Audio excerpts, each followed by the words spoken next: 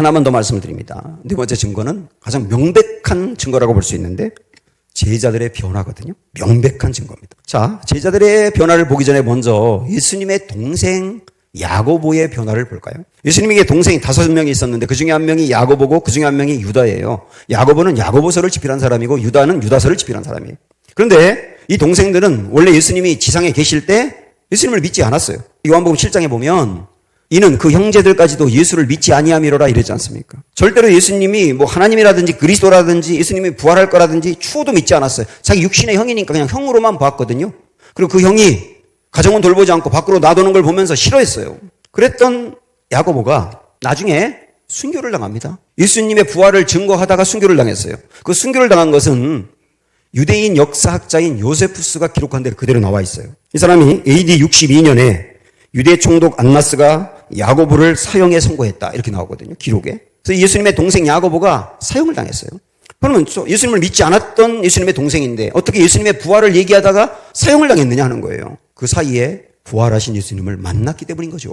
고린도전서 15장에 예수님이 동생 야고보에게도 부활하신 모습을 보여줬다고 나옵니다. 부활하신 예수님을 보면서 이 사람이 확 돌아서서 예수님을 증거하기 시작한 것이죠.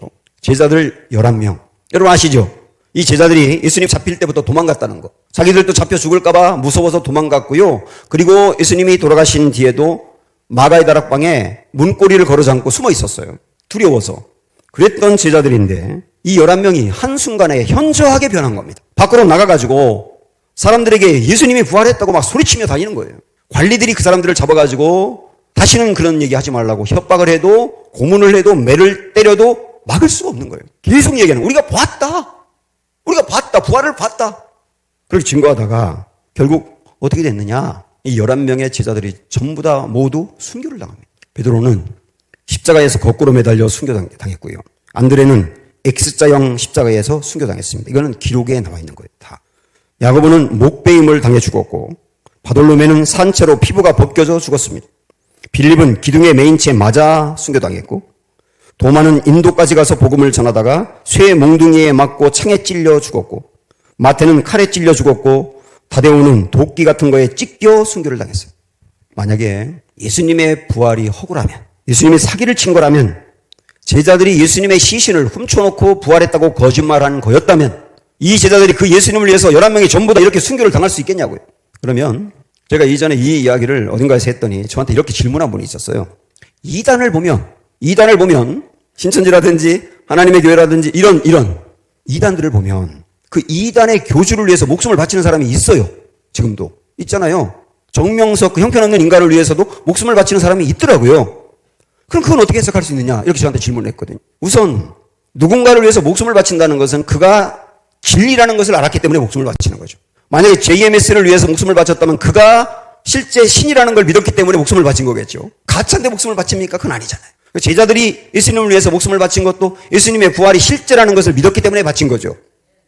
그런데 중요한 건 뭐냐면 가짜는 결국 다 드러납니다. 이단들 보세요. 결국은 다 가짜인 게 드러나잖아요. 그래서 거기 들어갔던 사람들이 실망하고 나오고 정신병에 걸리고 자살하기도 하고 폭로하기도 하고 그러지 않습니까? 이단 중에 2000년 동안 계속 사람들을 희생하게 하며 지금까지 계속 영향력을 미치는 이단이 있으면 얘기해 보세요. 그런데 예수님을 위해서는 2000년이 지난 지금까지도 그 신앙 붙들고 순교당하는 사람이 지금도 계속 생기고 있는 거예요. 예수님을 위해서 기꺼이 목숨을 걸겠다는 사람이 지금도 세계 이슬람권, 불교권, 힌두권, 공산권 허다하게 나오고 있습니다. 왜 그럴까요? 진짜니까요. 진짜 부활했으니까요. 부활이 아니었다면, 부활이 없었다면 예수님의 제자들이 몰래 숨었을 때 기독교는 끝났을 겁니다.